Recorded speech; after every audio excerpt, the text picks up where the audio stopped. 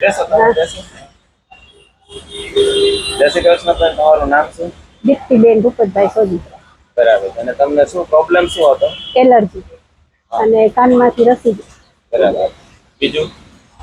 શ્વાસ ચડતો, કેટલા માથું વર્ષથી શ્વાસ ચડતો? 12 વર્ષ. 12 વર્ષ. અને માથું? એમ.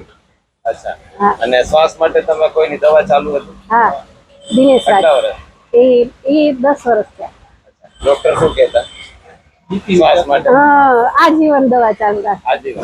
બરાબર. આજે આપણો ત્રીજો પોઈન્ટ થયો છે, બરાબર? હા. કેટલામાં પોઈન્ટે તમને શ્વાસમાં પ્રોબ્લેમ સોલ્યુશન આવ્યું? બીજા પોઈન્ટથી. બીજા પોઈન્ટે. હા. આજે શ્વાસ ચાલ્યો? નહીં, પેલા પોઈન્ટે કાનમાં રિઝલ્ટ આવ્યું. બરાબર. રસી આવતા હાવ બંધ થઈ ગયા. બરાબર. અને બીજા રોજે રસી નીકળતા? હા, રોજ નીકળતા.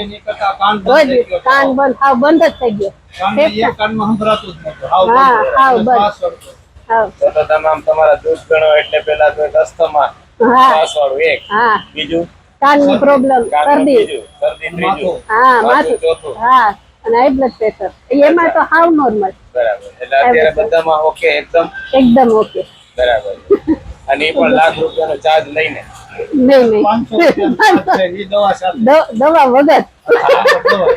વગર દવા. વગર દવા. આપણે 100 રૂપિયા લઈએ છે ને, એ દવા નથી. અર્જુન સાલના અશ્વગંધા જે આપીએ છીએ એ જ છે.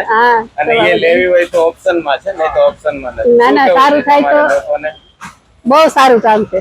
બહુ સારું કામ છે. કયો છે કેવું હોય તમે કયો, લોકોને દવા ખાવી જોઈએ? અહીંયા દવા ન ખવાય ભાઈ. કોઈ પણ શરદી હોય, એલર્જી હોય તો આ સાહેબની એકવાર અવશ્ય મુલાકાત લેજો. અમને 3 પોઈન્ટમાં બહુ સારું રિઝલ્ટ મળ્યું. અમે 12 વર્ષથી દવાખાને હેરાન થઈ, એના કરતા અમને બહુ સારામાં સારું રિઝલ્ટ મળ્યું. એટલે એકવાર અવશ્ય મુલાકાત લેજો આ સાહેબ. મને એમ જ હતું કેન્સર થઈ જાય કાનમાં રસી આવતા ને તો.